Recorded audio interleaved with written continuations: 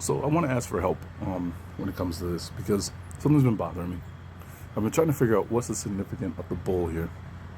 Now, I didn't watch the Olympics. I was listening to the Jimmy Dore show, and they said it's basically hard to find actual footage of the Olympics because it was owned by Peacock, right? And they copyright that stuff and put hard infringements on it. So if you try to use it, they'll strike you for sure. And I've had enough strikes since last November on my channel. It's just ridiculous, trying to trying to air out my thoughts. So what's been bothering me was, all right, because like I've said in the past, I grew up, my dad was a pastor. At the age of 12, he felt that, you're a man in his house. So, you have to start preaching because the Bible says every man is called to preach. And it's the New Testament, right? And so, like, the simple church that we were going to, my dad, Mr. Murdoch, and myself, we would rotate every Sundays preaching. So, I had to come up with sermons and, like I said in the past, that's why one of the reasons why I left the church, because it was stale. I wasn't learning anything. I didn't know any of the stuff I knew now. I just knew, the stories from a baby perspective. You know what I'm saying? And just never really deep dived into this stuff because it just it was there. It just wasn't. I wasn't inspired. I don't know how to say it. Like I wasn't. I don't know how to explain it, but I remember, reading the book of Revelation because I thought, oh man, this would be fascinating. But, I don't remember ever reading about the bulls in Revelation. And I'm like, all right, so I'm listening to these Christians try to explain, this a ceremony at the Olympics, this was the pale horse, But my question is, they never answered, then why is the pale horse riding to a stage where there's a bull head at the end of it? He's not riding to the false prophet. He's not riding up to the Antichrist. He's not riding to the beast that the woman with the crowns ride upon. None of that stuff. No one answers that. It's just like, oh, you're supposed to accept the idea that this is the pale horse. Okay, and what about this? And I've been trying to figure that out. I was looking back into the stuff about the bull of Babylon, and the whole Red Bull and the Red Bull giving you wings, and Michael Jordan, and being the poster child for that thing. I was going back over like the bulls of gods of Egypt, because in my mind I'm wondering if a lot of this stuff just goes back to Egypt, or what we've been taught is Egypt. But also I ran into stuff about India and Lini and Lani. But nothing is satisfying, that answer. What was the significance and the importance of it? The children of Israel making the statue of the calf when they got out of Egypt and they thought Moses was dead. My mind just keeps going back to that. But why? What did they learn in Egypt about the bull, about the calf that made it so significant? That of all these gods, they could have molded and crafted. They didn't craft Ra or Osiris or any of that stuff. They crafted a calf or a bull. You know what I'm saying? And here it is again, showing itself. So, like, if you have anything that's interesting, just could you leave in the comments? Because my mind's just not satisfied, and I don't know why. So I got a few videos I wanted to show if we have time. I don't know if I'm gonna have time today, but I'm gonna try to fit them in. Because I've seen some interesting stuff. Man, giants, parasites, you name it. Why people have perverse sexual drives. Now it's connected to parasites and stuff like that. So here we have maps of where they're saying there are deserts throughout the world. And why am I going to show this? Because I think I finally pieced together something that I was trying to figure out a while back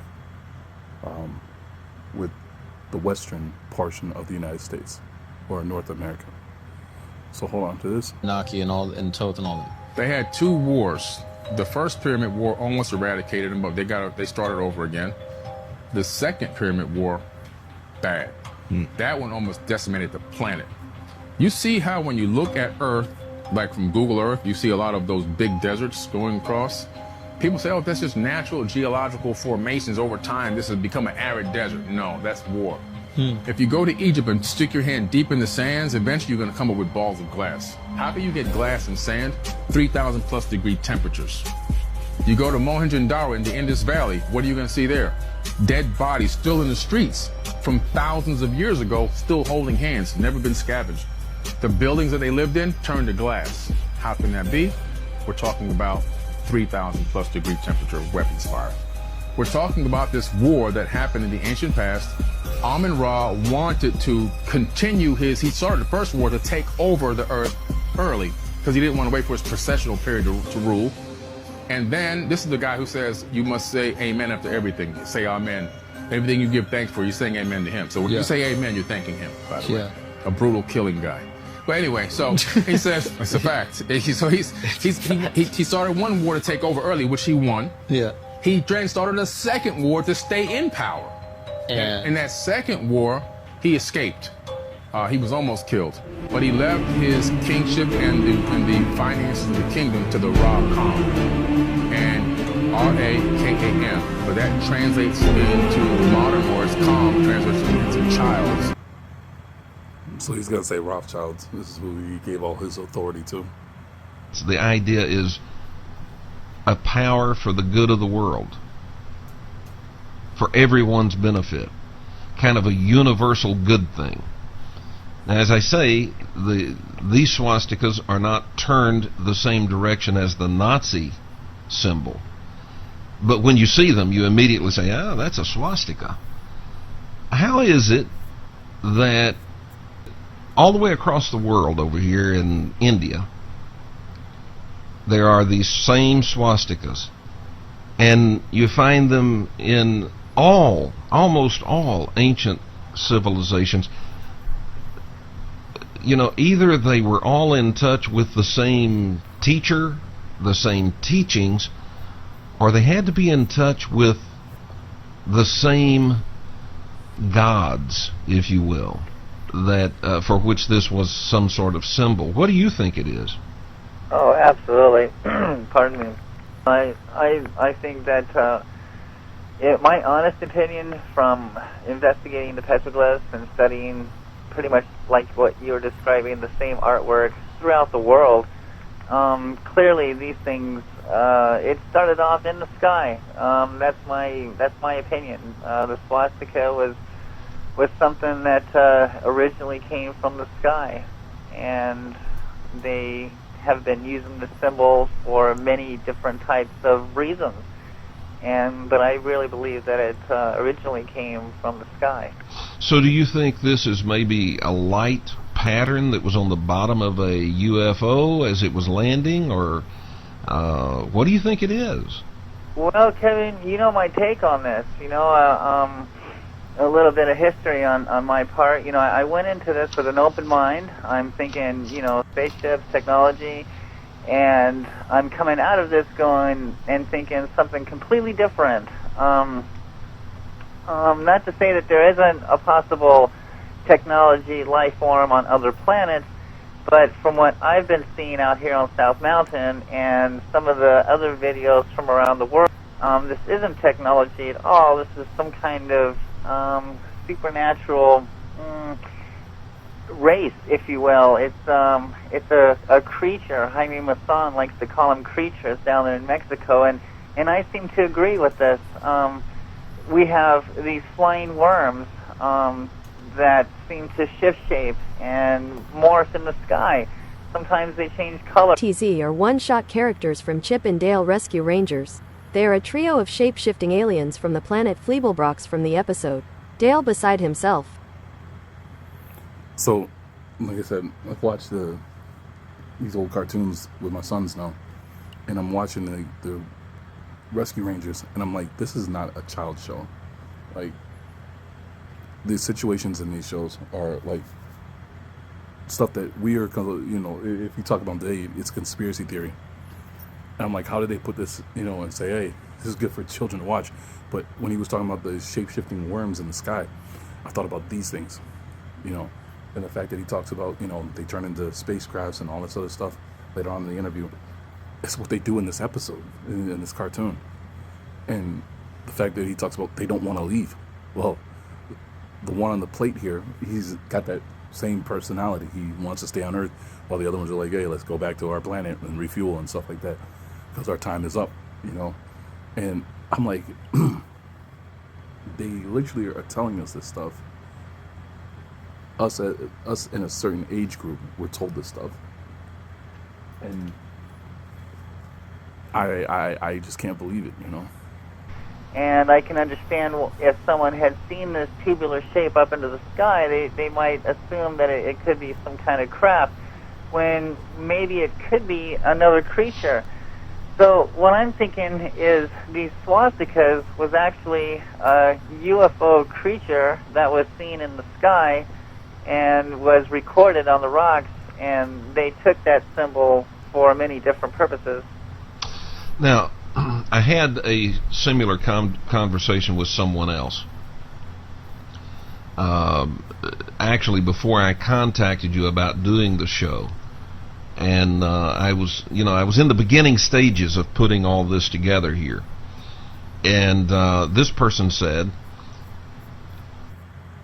as I was talking about, you know, all of these petroglyphs that seem to show flying serpents. That's right. And this person, and I was trying to put together, you know, that a lot of these symbols, you find them even in the Sumerian culture. And this person said, well, there is no record that the Sumerians had any gods that were serpents, and that's not true. He just didn't know, because there are some ancient Sumerian, we would call them hymns, songs, where the lyrics talk about the great dragon of heaven. Well, the word dragon is the same word as serpent. When you trace it back to where does this word come from, it's the same word as serpent. And so the great serpent in the heavens, then you have these petroglyphs that show the same thing. Look, I tell you what I want to do.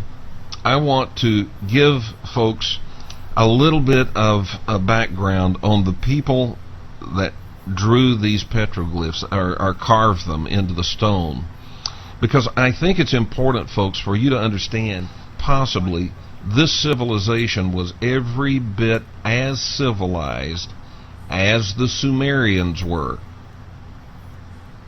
That's right. And you haven't heard of them. You don't know much about them. They were fantastically advanced considering the time period in which they were living and in which they ruled this valley. So let's start off with that. They're called, we call them today the Hohokam. Now, it's kind of interesting where that comes from, Jeff. Because of you, I went and did some study and some background, and I found out something you probably already know. Hohokam is a Pima Indian word, and in fact, the Pima Indians are not actually Pima Indians. They are the O'odham tribe. Right. That's correct. Now, here's what's interesting. There are two... The desert, yes, that's correct. Yeah, O'odham means people of the desert. But that's a name that they adopted for themselves after the settlers started coming in. Prior to that, they were called the Akimel, Akimel, and then they called themselves Akimel O'odham. That's correct. Well, Akimel, that looked kind of interesting, and so I did some research on it, and guess what I found out? It is a Hebrew name that means empowered by God. Now, there you go. Here's an interesting thing. Some people will say, well, it's just a coincidence. Well, maybe. But a lot of those petroglyphs match characters that you see in the Negev Hebrew language. Negev Hebrew is very ancient Hebrew. Okay, and so some of those petroglyphs match the same symbols that you see in the Negev Hebrew alphabet. Now that kind of blew me away. And but there you go. You have Akim-El, which means empowered or made strong by God. Akim-El, E-L means God. Okay, now maybe that's a coincidence, but made strong or empowered by God, the people of the desert. So how empowered were they? Just how smart were these people? Where they were, folks, is right here in Phoenix, Arizona. Phoenix is setting, the whole Phoenix area is setting right on the Hohokam territory. It, of course, was bigger than Phoenix. The Hohokam territory covered about 2/3 of Arizona. But Phoenix is setting right on it. Now, that means South Mountain is setting right in Hohokam territory. That blew me away. These people were geniuses, folks. They really were geniuses.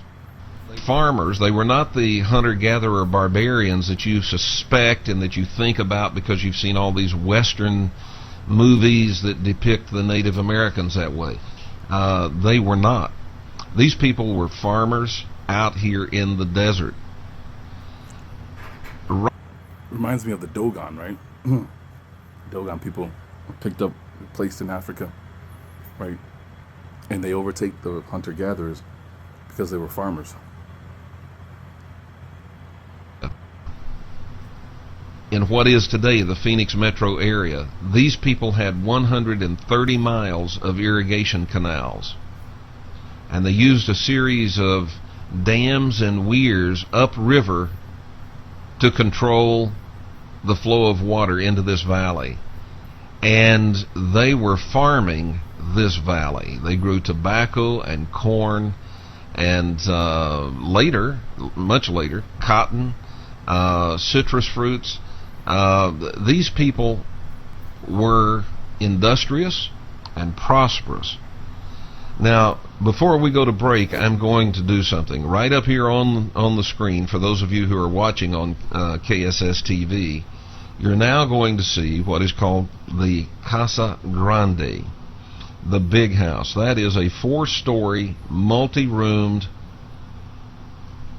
I don't know what else to call it. It's either a palace or an apartment house. But that was built by the Hohokam. It is Of how much influence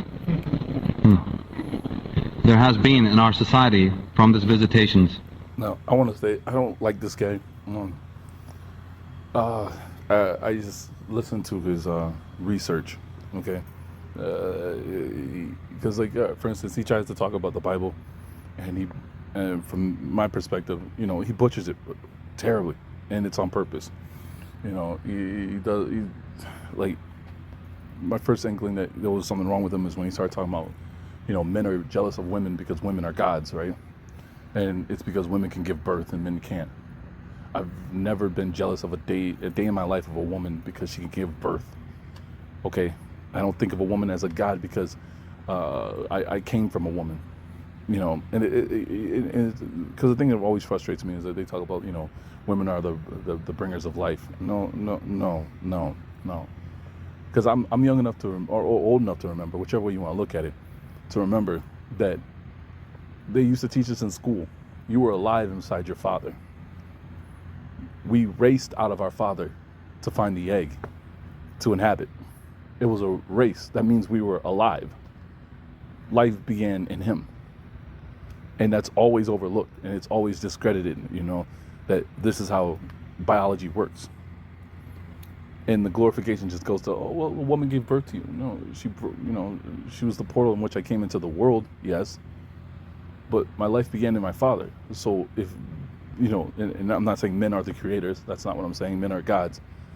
But I'm saying, we're taking this stuff and we're stretching it really far to pat people on the back and make them feel better about themselves, in my opinion. And I just can't stand that kind of thought process and just lying, just for whatever reason. That's the stuff that bothers me. because, I mean, I remember watching the, Look Who's Talking, and in the beginning of that movie, there it is, and now we're just gonna say, oh no, it was all the woman, it was the creation, the life, she's a goddess because she gave birth to you. No. So it's like when he first said that, and I'll be honest, when I first found him, I was looking up stuff about Saturn, the worship of Saturn, because I remember Google Scholar finding quotes that about Latin, right? And it was a quote, I forget who said it, but it said that the people of Latin are the people of Saturn. The people who speak Latin are the people of Saturn. And I was like, what is this about? So I started digging into Saturn, and that's when I found out, oh, there's a whole thing about worshiping Saturn and the black robes and, that kind of stuff. So that's where I found him, and I found that work to be good. But when he starts talking about the Bible, no. But it makes sense because he's into tarot readings and stuff like that. So, like I said, I don't like him.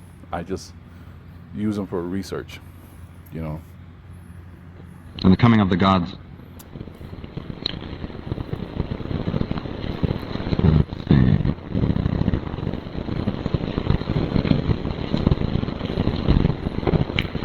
Like I said before, that more than 30,000 written documents from all over the world tell of advanced beings who either came to Earth or were already living on the Earth.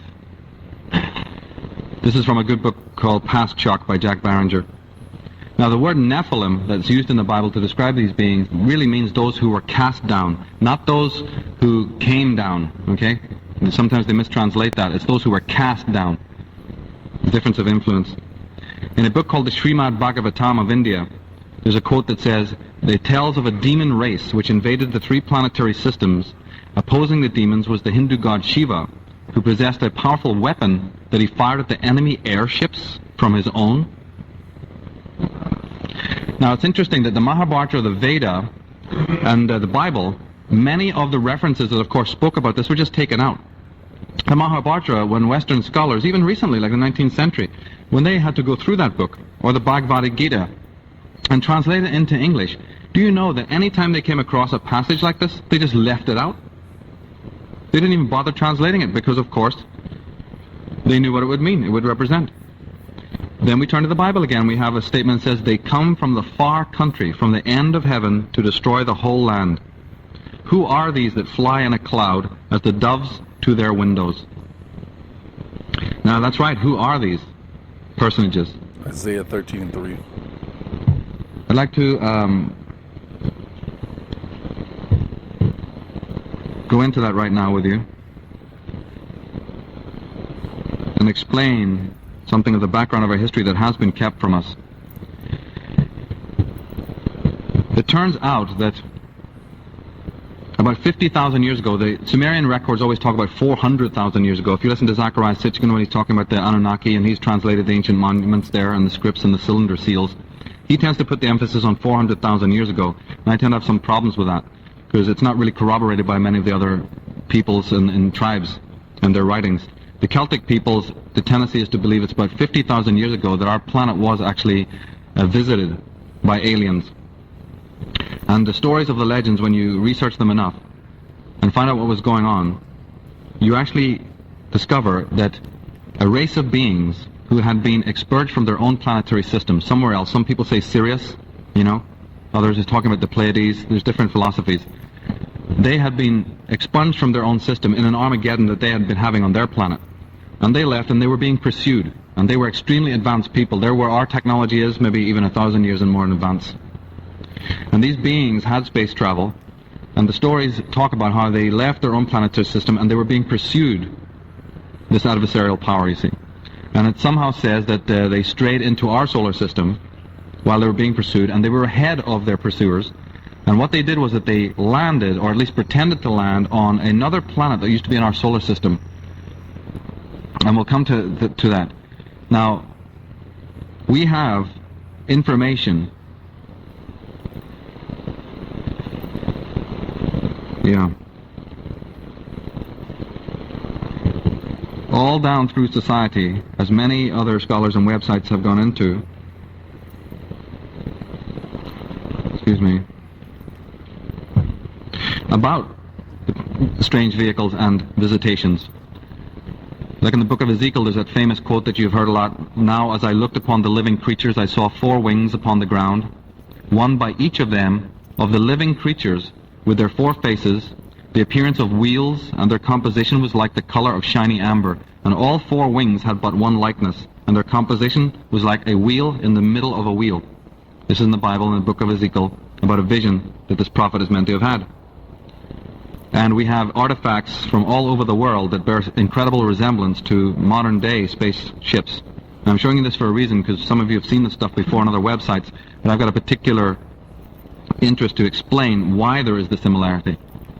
And spacemen and astronauts, because on a lot of the programs that deal with this, they do tell you what, they show you these things, but they never go into why. Have you ever noticed that after an hour-long, multi-million-dollar program, they still leave you with more questions? So we've got to realize that just displaying the facts and looking at the anomalies is one half of it, but then we need somebody to come along and give the answers, and that they will not do right now on mainstream media. Here we have again some sort of celestial scene, and with some, what looks like crafts flying, you see. And then, of course, the temple at Abydos in Egypt. You have carvings on the walls that look like submarines and helicopters, very similar to what we have today. And many throughout the world, Vimana is a term that the Indians have used, Shem is a term that the Israelites have used. We have different visitation witnesses. Now, as these beings were entering into our solar system, they did land on a great planet that was in our solar system. It was called Tiamat by the ancients. Some people have also called that Lucifer, and others Luna, not connected to our moon. This was a gigantic planet that was mostly oceans, by the way, and it was its atmosphere was so luminescent that people called it the second sun. That's how it got the name Lucifer. In fact, another term that they often used was Phaeton, right? The Greeks called that planet Phaeton. And it wasn't a sun, but it was a planet that its certain, whatever atmosphere it had, whenever the sunlight was, beaming on it, it has great radiance. And all down through society you'll hear in the ancient legends the terminology that relates to the second sun or the second orb in our solar system. And these beings that entered into our solar system made it appear, or that they had landed on this planet. They even set up a dummy base to send pulsations, electromagnetic pulsations out. And when their pursuers arrived into our solar system, they detected this and basically thought that their adversary was on this planet of Tiamat, and guess what they did to it? They completely incinerated the entire planet of this Tiamat. And in many works, there's references to this. They say this planet split in half. One part just plunged into the sun. Another part became our moon. Some people even say part of Tiamat became the Earth. But that's not really true. So this entire planet was destroyed, and all of its content is up there now as what we call the asteroid belt. Exactly. And Charles Fort, who's an American suppressed writer, not too well known by people, made a life study of all these things that have to do with anomalies like fallen ice, these huge chunks of ice, and frozen fish, and all sorts of strange things that fall from the sky. It's never been properly explained, and they thought he was a crank. The point is that they're not coming from our planet. Sometimes when our orbit of our planet, has times when it comes very close to the asteroid belt and the debris that's up there from this lost planet. And when it does, the magnetic attraction of the Roche field brings some of this content through into our atmosphere again. And that's why even live fish can fall. Because I'm talking about this destruction of this planet probably happened about 50,000 years ago. And it was an ocean planet. Tiamat was an ocean planet, so most of that is ice, as most of the asteroid belt is ice. Those are frozen oceans. And even its contents will fall to our Earth live, thousands of years later, because of the nature of the refrigeration. And then it's reactivated by our Earth atmosphere. And every time this stuff happens... Let's say that stuff is true. I don't believe it. But think about this, right? Something else I was looking into for quite some time. How come, how do you say this? The higher you go into the atmosphere, right, the colder it gets, right? But they're trying to tell us that space is hot because of the sun. People all over the world have seen this happen in front of them, and it's never been properly explained. So these beings actually did not go to Tiamat. They actually landed on our planet, which was mostly covered in forests at that time. And it was 5 different continents, not what we know today. And they went into the tunnels, the people like Eric von Daniken, you know, have discovered and amazed at how these tunnels could be cut. And some say that they even went under the oceans. Like in Samuel here it says, "And the king said to her, Be not afraid, for what sawest thou? And the woman said unto Saul, I saw gods ascending out of the earth." In Bulwer Lytton, his book The Coming Race, he says he describes the existence of a utopian society of advanced beings who live in tunnels and caverns beneath the surface of the earth in a land called the Vrilya. These beings, known as the Ana, were forced into the inner earth because of earth changes, specifically a flood which destroyed their civilizations. Okay? So again, information about Hollow Earth. And by the way, Hollow Earth is a fascinating subject if ever there was one. This is Admiral Byrd, you may have heard of, who flew across the North Pole and discovered that there was these caverns that, again, are not on any physical maps. For those who don't know about this, they should check into the concept of Hollow Earth. In the book of Job, it says, "Dead things are formed from under the water, and the inhabitants thereof." And then when you look to the comment about this, it says, "The place where the Rephaim stay, which is beneath the waters." Dead things in Hebrew is Rephaim, the offspring of the fallen angels, akin to the Nephilim. But again, just for now, let's notice that they're talking about living under the waters. You know, the Celtic legends speak of exactly the same thing. How that when the gods, the negative beings, come to attack the gods, they come from under the ocean. That's another thing that people just throw across the room and go, "What is this nonsense?" When they read it in a legend. They don't take it seriously.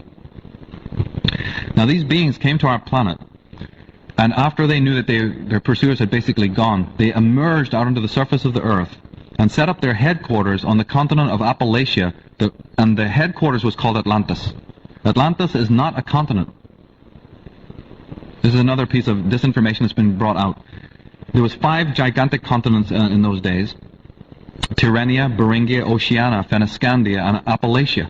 And Appalachia was in the north. It's where, you know, North America, Alaska is, or where the Arctic is now, right across past Greenland, Iceland, into where north of England, and then into Sweden and into Siberia. That whole area, but specifically the part between, say, Greenland and England, this is where Atlantis was, on a gigantic continent. You could walk the whole way. And I think it's interesting because the Disney movie shows that's where Atlantis is supposed to be, not down in the Pacific or the Atlantic Ocean. headquarters of these alien beings is what we've come to call Atlantis.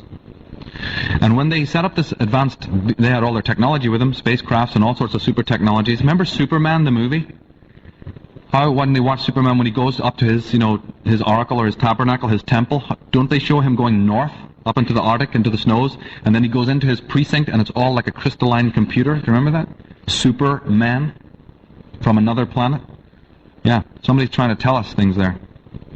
Anyway, these beings started to interact with us. Now, remember his name, Kal-El, and the Hebrew name for Lucifer, Hel-El?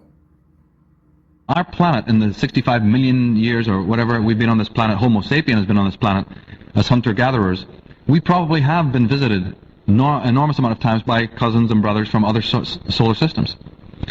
But the policy of most of those groups has always been to come here, do your research, but not to interfere in the actual destiny of the indigenous peoples, the Homo sapiens and the Neanderthals and the Angus people that were on this planet. Not to involve yourself, and if possible, not even to be seen. Okay? But these beings who came here were what you would call in Milton the fallen angels, better to reign in hell than serve in heaven. And they had an agenda that did want to interfere with the Homo sapien at that time. So they started to corral, and they started to research all of the life forms and all of the peoples of the earth at that time. And they started to corral, just like in the movie Planet of the Apes, they show this. They started to corral the people onto this place of Atlantis and started to check into their entire biology. And then at a certain point, thousands of years later, not immediately, because it takes time to set up all of these things, genetic changes were done. And the result being that almost all the original Homo sapiens were either changed, and those who weren't changed were killed or created into slaves and subsequently faded out. And the being that they created, we might want to term Homo Atlantis. A being that has pure alien DNA and has pure human DNA. Okay? Homo Atlantis, from which we are all descended. But the euphemism, or the poetic euphemism for these people, is called the Sons of the Serpent. Because like I said, the original people were called the Brotherhood of the Snake, or the Serpent people. not because they look like serpents, and we'll come to why they really were called the serpents in a minute, but their first progeny was called the sons of the serpent. And that's why we have in the Bible the term, it says, and God said, let us make man in our image after our likeness. Right? They're telling you all about this in the book of Genesis. And by the way, does anybody know that the word Genesis even means the genes of the goddess Isis? Or the generation of Isis? Implying something? And in fact, the Bible, when it uses the word created, it's actually a mistranslation of a word that is actually more like our word build or construct. You know? So this is what we also have the term the firstborn. In the Bible, what we have to understand, because also, think of it, why would the angel of death or God, like even in Herod, you know, and later on before in the Pharaoh's time, what would be the importance of going and killing the firstborn of your enemies? Sure, wouldn't it be smarter to go and kill your enemy and have done with it? Why are you going to wait to kill all his firstborns? See? And secondly, no such atrocity happened. There's never any record of any massacre of any innocents or anything like that in physical record at all. So the firstborn is another one of these cryptic terms, and it's a reference to the sons of the serpent race, also known as the children of the Elohim. Some people might want to call the original serpent masters the Jehovah clan, the term that's spoken of in the Bible, and others might want to call the first group, their firstborn, the Elohim. Now, Christians will not understand this. What are you talking about? There is a rule of thumb that you can use in the Bible to make things a lot easier, and that is whenever you're hearing a term like that, especially Adam and Eve and Jehovah and Elohim, try to think less of an individual and more as a race. Okay, a group of people at least. And then things will start to be clear. No, it's more confusing. Now they created this firstborn to serve them. And they did it by genetically changing the human and alien DNA together at the place we call Atlantis. But as time went by, maybe hundreds of years, nobody knows exactly the dates. The original visitation, of course, was what? 50,000 years ago. And we have, from that time, the great deluge. Remember when the planet Tiamat was destroyed, as I said, as debris fell into the earth and created enormous cataclysms. But it didn't create a pole shift, it just created enormous cataclysms that changed the face of the earth forever. But at least that kind of contamination slowly did subside over time. It was devastating, and many, many people died, and lots of changes in the land. But it was not so awesome, you see, that over a few hundred years, a certain amount of normalcy did not come back. Because the earth has been visited by that kind of trouble many, many times. But anyway, when they created this firstborn, they sent the firstborn out to be their servants, to actually go out into the Garden of Eden, into Atlantis, Appalachia, and their territories that they were conquering, and do their physical work for them. But after a certain period of time, these sons of the serpent had the human DNA. And therefore they had the humanity, the humanism, and the sense of spiritual connectedness to things, that sensibility. You see, my problem is, where's the references that he's pulling this from? Because other than that, he's just storytelling. But I want to, when he gets to the quotes about the Hindu stuff, the weapons that they were using, that's what I'm getting to. That their own fathers didn't have. And it dawned on these sons of the serpent that finally they realized, to cut a long story short, that they didn't want to serve these masters anymore, because they probably didn't agree with them and didn't like doing this and didn't feel that they should be subservient. And it's interesting too, because they had the high intelligence and the divine spiritual connection. So they left. They actually upped and left as a race. Probably not all of them, but whatever the group of these sons of the serpent, they actually exited out of Appalachia, out of Atlantis, and resituated their own civilization on the continent of Oceania, which we now call Lemuria, which is estimated to be where the Pacific is, you see. And they completely left, just exited out, leaving their alien fathers with a predicament of what to do. So what they did is they went back to the drawing board again to create another entity. It says, let us make him who shall nourish and... Or did they settle in the Americas, where the land is full of giants? I mean, these are supposed to be the sons of the quote-unquote fallen. Sustain us. What shall we do to be invoked, to be remembered in earth? We have tried with our first creatures, look at this, but we could not make them venerate us. So then let us try to make obedient, respectful beings who shall nourish and sustain us. This is from a Mexican book, the Popol Vuh. Do you know the conquistadors, how many books they burned? You want to know why? See? If this is See? one little piece of one little book, right? See? The Mexicans the conquistadors burned the books where? From the Americas? What did I just say? He's trying to say that they went to Lemuria? No. I think he went to the Americas. And he said, what did they say? That they can nourish us. Think what those books really contained, and now find out why they were burned. The first creatures wouldn't do it, so we go to the second. Genesis, by the sweat of thy face will be thy bread until you return to the ground, for out of it you were taken, for dust thou art, and to dust thou wilt return. Does that sound like God talking to somebody? Or is it more of human politics?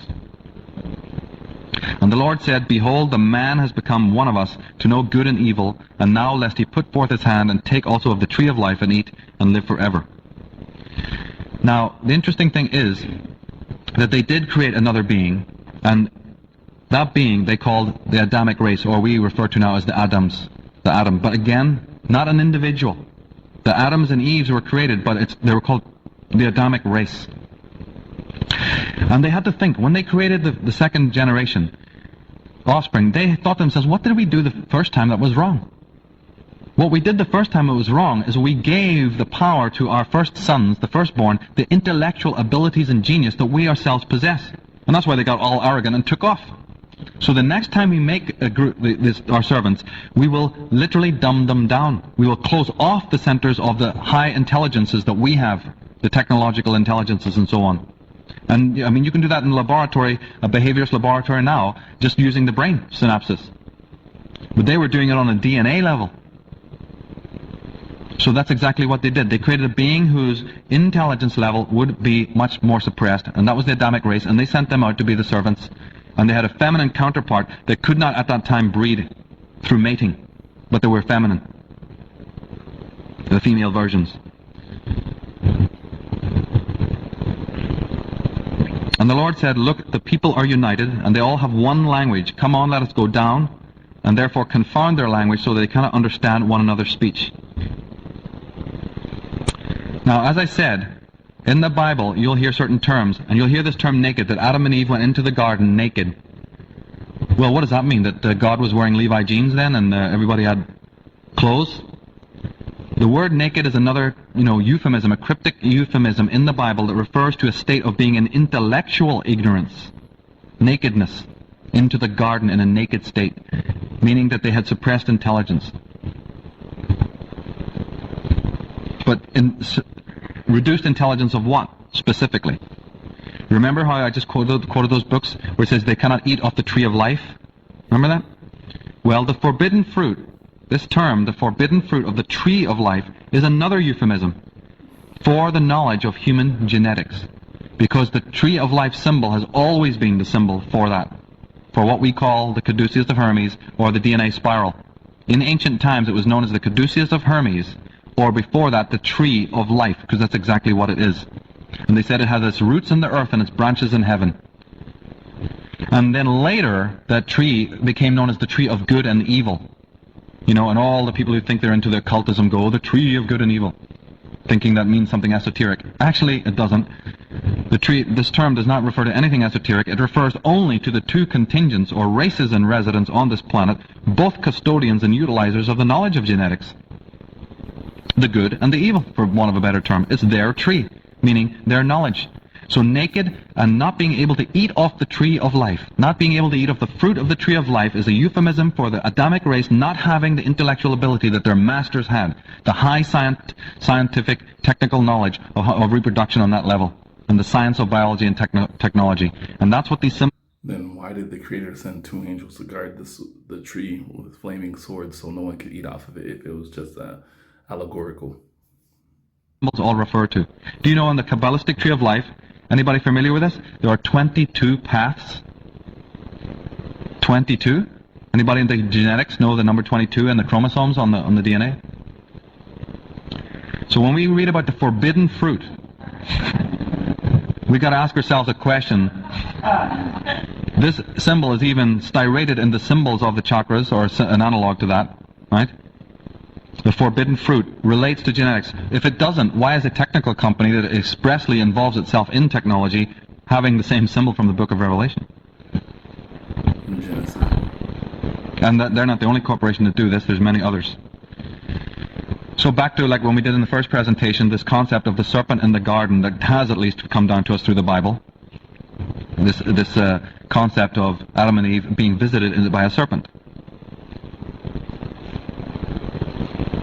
Now the interesting thing is that as this Adamic race was slaving away with no trade unions and no extra time and anything like that, overtime, working for their hidden masters, these Atlanteans, this became known to the sons of the serpent who were living on Lemuria, because they were probably keeping tabs, watching what their forefathers were doing. And they then had this predicament, didn't they? Because they said, look, we got free from these masters. We're doing all right over here with our high civilization and great culture. But they've created a second race, but they've used also the human DNA. So in a way, aren't they our cousins? Right? Aren't the Adamic race now cousins to us? But they're in a dumbed down state. So they said, we're in a bit of a predicament. What would happen if we went back in surreptitiously to Eden, into Atlantis, and told them that, and tried to get them to come with us? And that is exactly what happened. The serpent entered into the garden and discoursed with the Adamic race. But the stories of the ancient legends say that the Adams, the male ones, didn't kind of get it. It didn't make too much sense to them. But the Eves really got into it. Right? And they were very responsive to what the sons of the serpent were saying. And so would you, because they said that they were comely and attractive, had magical powers, tremendous intellect, but a divine spiritual ray, right, of great wisdom. And they came into the daughters and they talked to them, and the daughters of Eve said, hey, this looks like a good deal, let's get going, pack up. And they dragged the Adams with them. I've had some women say, why did they even bother doing that? But you know how things are, right? So anyway, a lot of them did leave. To cut a long story short, because the Eves understood this concept, somehow they started to exit. Again, maybe not all, right? But enough of a large contingency exited with the sons of the serpent, and the sons of the serpent said to them, know ye not your gods? What we can do, you can do also and more.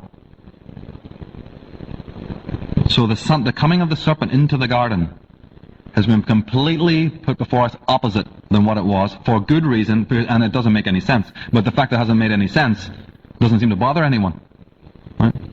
Because women are suppressed, they hold no office, everything works. But the very fact of the tree and the serpent, like I said before, goes back to the whole concept of Egypt and the mysteries of what? This very symbol of the tree and the serpent is your DNA, and the initiation back into that knowledge that was sequestered from you. And isn't it interesting, scientists will not like this one, isn't it interesting that women were the ones who took to that knowledge first? Isn't it always been that science was a male patriarchal thing that's been put before us? Science and the matriarchy are very connected. There's a long story about how science and the rise of science in the world is connected to the female matriarchal system that's been not covered a lot in our societies. Now, because the females, one more anecdote about this, is because the Eves were originally the most receptive to their teachers, the sons of the serpent teachers, that was never forgotten by the sons of the serpent. And later when they got to Lemuria, the Eves were given positions of superiority. They were what was called the beloved. And that is where we get the priestess classes and the matriarchal powers coming from. The fact that women were keepers of the secrets, initiators, right, and mystics, where we get this from comes from Lemuria and the connection to Oceana and the sons of the serpent. That initiating power. Because it was never forgotten that they were the beloved ones. You know in the Bible when it talks about Mary Magdalene being the harlot? That word harlot is a mistranslation of a word called herodulai. Herodulai, I think in Greek. And you know what herodulai? And that's just so weird to hear them all laughing, at the idea that he's saying women are the catalyst through curiosity, lust, and rebellion that would lead into the world the image of what the fallen ones wanted the world to be like and to look like, and to go away from what the Creator intended the world to be like and to look like.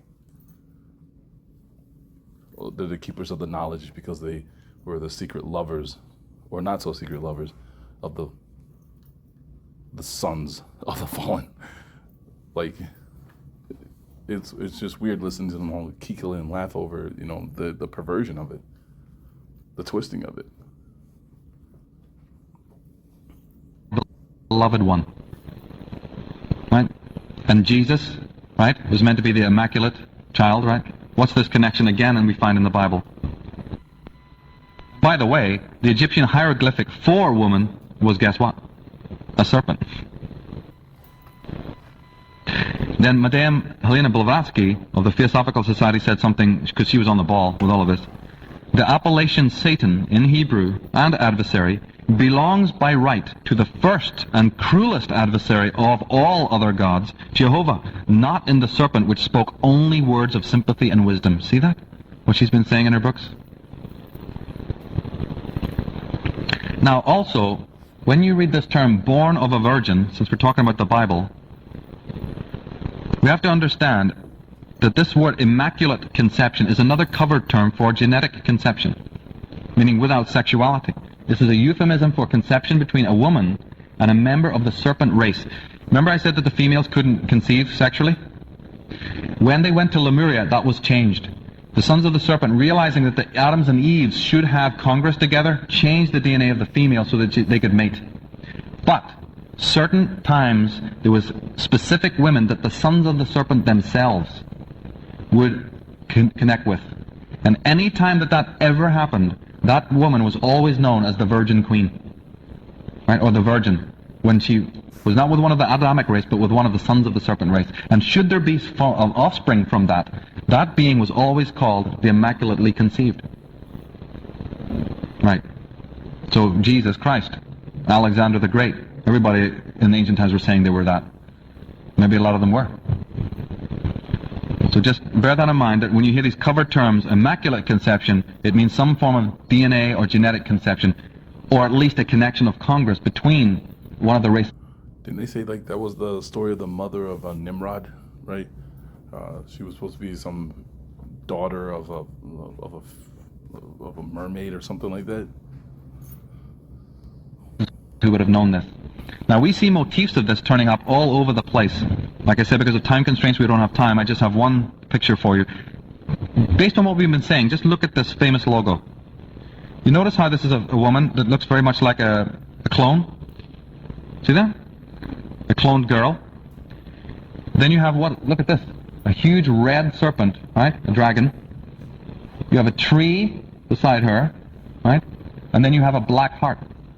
And then you have the term of the company is Virgin Atlantic. Atlantic comes from where? The Virgins of Atlantis. Find out who Richard Branson really is and who he really works for. These rags to riches tales have been put in front of us. I mean, we got to start seeing through a lot of this stuff. Talking about the Bible, blood and seed is, again, anytime that you hear the blood of Abraham or Jacob's seed, you know, just replace it with this word and things will start to make sense. Right? These terms are used a lot. The seed of Job, you know, and all of this. And what's going to happen to the seed of Israel and all of these things. These are cover terms for something else. In fact, you have this prohibition in the Bible, thou shalt not lie with the beasts. That does not relate to actual bestiality, because what the hell, what's that, right? But to congress with the serpents. But see how much sense it makes now? Right? The beast, this is a cover word. Thou shalt not lie with the beasts. Thou shalt not lie with the serpents. In the Bible. They don't like that. Of course not. Remember when Moses came in front of God at the burning bush and said, who are you? And God said, I am the God of thy fathers. And that's never been properly explained. How can God of whose fathers? His fathers? It's another meaning. Yes, God of your fathers, all right. The sons of the serpent were the fathers of the high earth cultures.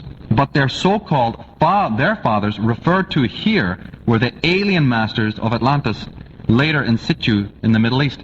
So when God Jehovah is relating to Moses saying, I'm the God of thy fathers, understand what he was talking about there. Circumcision, another wonderful invention of our modern age. when the foreskin is removed, the foreskin is the remnant, is it not, of the real proto-human DNA. The ritual of its removal is therefore, is said to be a divine edict, was to dehumanize and align one with the gods. It is the mark of our servitude. Because obviously a man needs a foreskin, right? Homo sapien probably had it. Don't you see then what the removal of it means? It's a ritual. To take away, to literally say, we remove the real, it's a symbol, but that was a specific symbol, and taking it away realigns you with the alien DNA and the genetic concept. To remind you that this is the mark of your servitude, that you serve the serpents.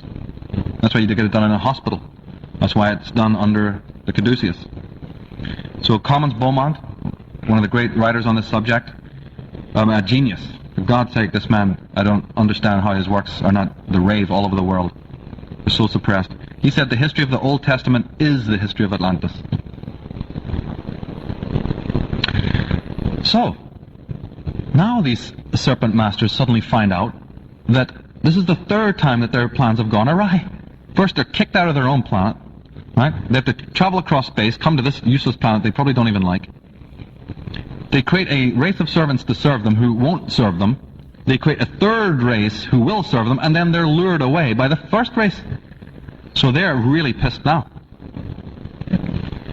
In fact, they really are pissed, because it says, by Jack Barringer, in one of the most tragic ironies, the majority of humans continue to worship those gods who have abused them the most. Is that not true? Ezekiel, it says, wherefore as I live, saith the Lord God, surely because thou hast defiled my sanctuary with all of thy detestable things, and with all thine abominations, therefore will I also diminish thee. Neither shall mine eye spare thee, neither shall I have any pity. These comments about the wrath of Jehovah have a specific reference. Then shall ye know that I am the Lord. Do you know, somebody asked, I think it was Carl Jung, why Jehovah always talks about I all the time? He was overemphasizing his power, his wrath, that he'll get angry.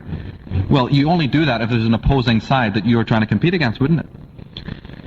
So he says, I am the Lord, when, and you'll know this, he says, when their slain men shall be among their idols, round and about their altars, upon every high hill, in all the tops of the mountains, and under every green tree, and under every thick oak, the place where they did offer sweet savour to all their idols, so will I stretch out my hand upon them, and make the land desolate, for they shall know that I am the Lord.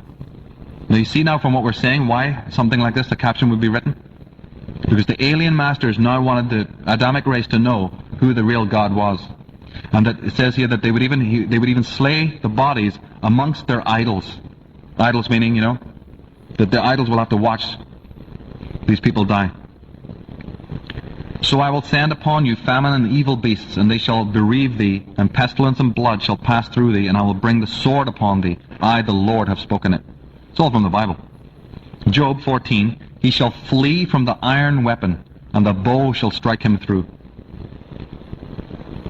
From Ovid, the poet, who wrote Metamorphosis, giants attacked the very throne of heaven, Jove struck them down. In the Mahabharata, it was as if the elements had been unleashed. The sun spun round, scorched by the heat of the weapon. The world reeled in fever. Thousands of chariots were burned up. The corpses no longer looked like human beings. Because, ladies and gentlemen, what happened was they were very angry. And they unleashed a huge war with thermonuclear devices against Lemuria. But the Lemurians, the sons of the serpent, weren't sleeping in. They knew this would happen, and they retaliated as well. And that was what we call the first war of the gods that took place on this planet around 12,000 years ago. And all of these terms come out are speaking about that. Look what they're saying there. First Pyramid War almost eradicated them, but they started over again. The second Pyramid War, bad. That one almost decimated the planet. You see how when you look at Earth, like from Google Earth, you see a lot of those big deserts going across. People say, oh, that's just natural geological formations over time. This has become an arid desert. No, that's war. If you go to Egypt and stick your hand deep in the sands, eventually you're going to come up with balls of glass. How can you get glass and sand? 3,000 plus degree temperatures. You go to Mohenjo-Daro in the Indus Valley, what are you going to see there? Dead bodies still in the streets from thousands of years ago, still holding hands, never been scavenged. The buildings that they lived in turned to glass. How can that be?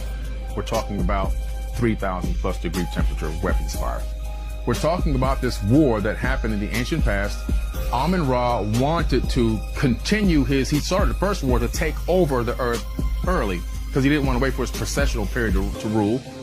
And then this is the guy who says you must say amen after everything. Say amen.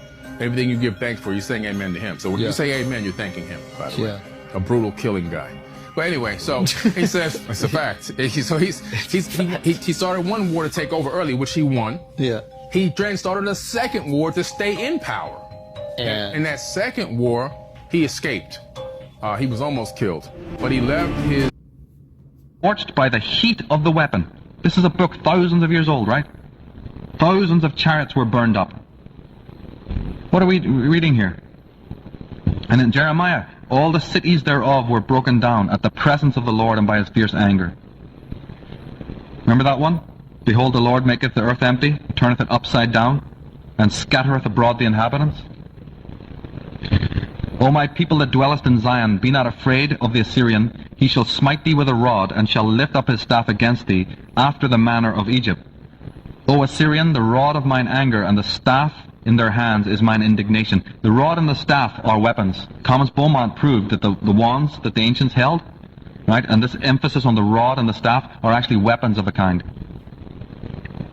And the kings of the earth, and the great men, and the chief captains, and the mighty men, and every bondman, and every free man hid themselves in the dens of the rocks of the mountains, for fear of what was going on. We wrestle not against flesh and blood, but against principalities, against powers, against the rulers of the darkness of this world, against spiritual wickedness in high places. Ephesians. Now look at this one. Woe unto us, woe, who shall deliver us out of the land of these almighty gods? Now they're asking for deliverance for the gods. I mean, one minute they're nice, one minute they're not. We even have a quote here where you're wanting delivery from the gods, plural. These are the gods that smote the Egyptians with all manner of plagues in the wilderness. Plural, the gods. Different people writing, sure, maybe even different times, but they're relating to something that happened. The terminology talks about that. In the book of Job, Ignatius Donnelly, another one of your American masters on Atlantis, it sounds like a cry not of a man, but of a race. You see that? He got that. Remember I was telling you that? Think of not an individual, but a race. Donnelly was already on the ball. In the 19th century, he was a friend of Abraham Lincoln. Lincoln agreed to give Donnelly the rights to send out the Challenger, which was one of your Navy vessels, to do depth soundings for Atlantis. Within 1 month of him giving him that rights, Lincoln was dead. So Donnelly didn't get the budget to actually... In those days, they were so interested in Atlantis, and Lincoln was very interested in this, and gave him all the rights, and they said that whatever you want, all the depth charges will be sent, and we'll take readings from the earth, from the bottom of the Atlantic. But Lincoln was assassinated, and Donnelly's plan fell through. But he's written several books. They're on my book list. You need to get them. And he's saying this. It sounds like a cry, not of a man, but of a race, a great religious, civilized race who could not understand how God had so cruelly visited the world. Absolutely right. Look at this. Frederick Soddy is one of the greatest scientists, modern scientists. In his book, Interpretation of Radium, right, this physicist says, can we not read in these books some justification for the belief that some forgotten race of men attained not only the knowledge that we have so recently won, but also that a power that is not yet ours? I believe that there have been civilizations in the past that were familiar with atomic energy, and that by misusing it, they were totally destroyed. So this is not some crank saying this.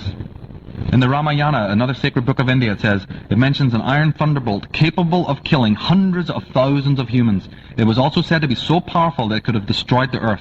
And these weapons could only be used by, look at this, royal decree. There is even passages where it mentions the fact that the weapon was used as retaliation for the other side using it first. Doesn't that sound familiar? In the Smagargana Sutrahara, it says, there is mention of manned space rockets as well as their means of propulsion. We have radioactive isotopes in Sodom and Gomorrah, where they found the area where they think the Sodom and Gomorrah thing took place. It's rich in radioactive isotopes. And that term, when the angel says to Lot's wife, do not turn back because you'll be turned into a pillar of salt, mistranslation. The translation of the word salt is more like our English word for vapor. You'll be turned into a vapor. You'll be vaporized. Because the wrath of the Lord is coming to this place. Well, they gone there now and they found nothing but radioactivity all over the place.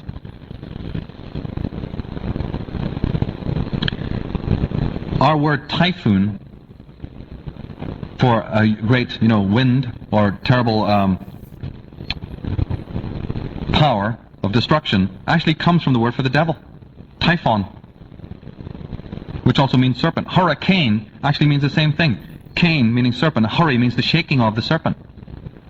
So we even use the terms today implying some sort of beast or serpent. The reason is because originally the serpents did have a war on this planet. And that is why the ancient Gaelic people talk about the wars of the gods, where the sons of light, the sons of the serpent, had to fight these beasts, these demonic serpent people, for the knowledge. And how they had to conjure with magic and fight these demonic forces and keep them in abeyance. It's all been in the legends of Ireland. And how eventually those beings, in concert, destroyed the earth. Of this over, if it's a satellite photo, everyone says, oh, that looks like ancient ruins. Now, if you see a picture that looks like this and it's from Mars, they say, oh, that's geological, that's just some geological formations, it just happens, it's an optical illusion. Well, okay. And I've got some beachfront property to sell you in Phoenix, too. Okay, now, here are two examples, you looked at these today, Jeff, of some really sophisticated Hohokam buildings. Now, these buildings are built back into the opening of a cave in the side of a cliff. They're massive, absolutely massive. And I'm going to show two of these because, and there's a reason for that. The reason, and I'll tell you the reason before I do it, the reason is that I want you to see both the caliche clay construction, that's what you're looking at now, and here's one that is made of stone bricks.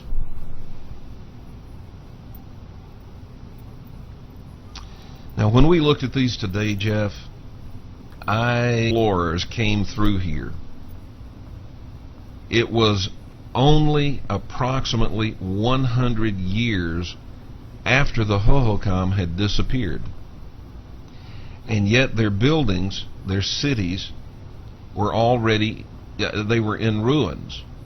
Now, if we go back and look, we can see that these, many of their biggest structures are made of substantial building materials, and they're built into the mouth of a cave in the side of a cliff, and yet here we can see that there are signs that these buildings are in ruins. You look at the tops of these buildings, and they look like there's been some damage here. Now, the question I had for you today, and I want us to start with this, and then we're going to get into some of the petroglyphs and talk about them.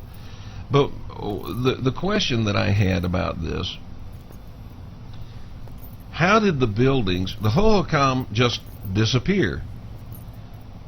Around 100 years go by, the Spanish explorers come, they find these magnificent ruins, but they are ruins. As if it looks like there's been a war of some kind. A lot of stones knocked out of place, and some of the villages look like they, suffered some kind of warfare. But there's not anybody out here except some Pima Indians, some O'odham Indians, and they're very friendly to the Spanish. And they tell the Spanish explorers, oh no, those are not our buildings, that's from the people before. But there doesn't seem to be any record of war, except maybe in the petroglyphs. Tell us about that. If you look at my website there, it's called petroglyphsinthesky.com. You'll see on the front page that there's a panel there, and it depicts what looks like a stick-figure person with 4 arms. Now, he's holding this staff. Now, along with this panel, you'll see a regular stick-figure man holding a bow and arrow, and he's shooting at something in the sky. Not only is the man with the bow and arrow shooting at something in the sky, but the four-armed stick-figure man with the long magical weapon is also shooting at something in the sky, and it seems to be a flying serpent, if you will, some kind of half man, half snake. You can clearly see it has a head, it has some arms there, but its body is the shape of a serpent. Now, when we study the India legends, then is also shooting at something in the sky, and it seems to be a flying serpent, if you will, some kind of half man, half snake. You can clearly see it has a head, it has some arms there, but its body is the shape of a serpent. Now, when we study the India legends, we run into the Viyamatis. Now, the legends and the folklores on the Viyamatis say that there was some kind of battle here between, I guess let's call them the forces of good and the forces of evil.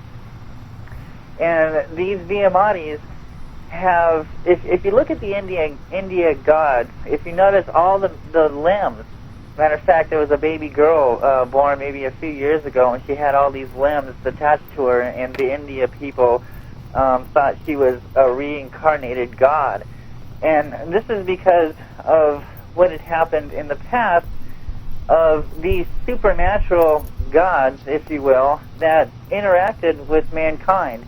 And these people seem to be on the side of the humans, and they went to war with these other type of serpent gods, if you will, and were able to, let's say, put them back to where they belong for and until the time of the end, until their time to come out again. Now, the significance of that is it seems to coexist with the rock art on South Mountain here. It does show what looks like a war that did happen here. Okay, Jeff, we have to step away for break. We'll be back. We'll pick up with that war when we come back.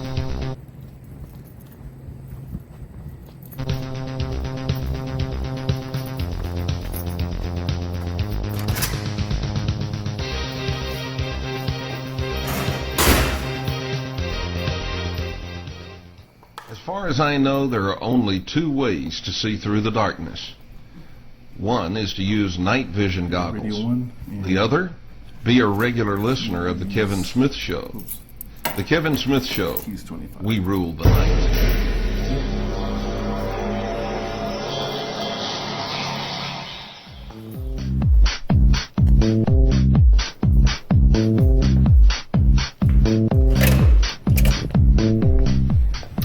Welcome back.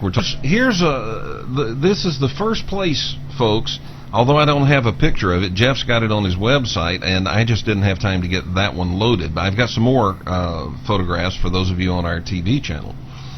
But this is the first place where we see something in these rocks that matches something we see in another ancient culture. The first place tonight, where it matches something in another ancient culture around the world. And that is these multi-armed beings with these magical staffs that they can shoot something at these sky serpents. How did the Hohokam know about that? Because what you're talking about in the Indian culture, ancient India, is thousands of years before the Hohokam and thousands of miles away. So I'm saying, is it possible that the Hohokam were seeing the same beings as those ancient people across the world saw before them? It would appear so.